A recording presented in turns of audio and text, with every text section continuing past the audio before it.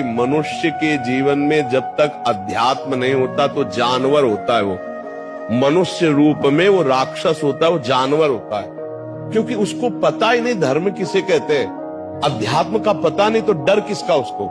देखो, डर जब तक भगवान का और धर्म का नहीं होगा तब। हम एक किसान की बात करें, उसने 100 रुपए का गेहूं बेचा और 110 रुपए आ गए उसके पास। तो जब घर में गिना गया तो 110 रुपए थे।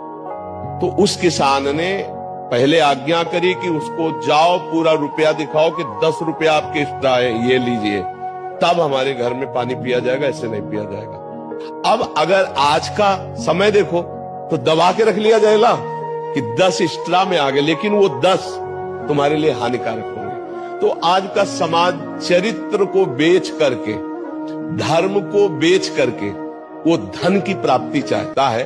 पहले था सर्वस्व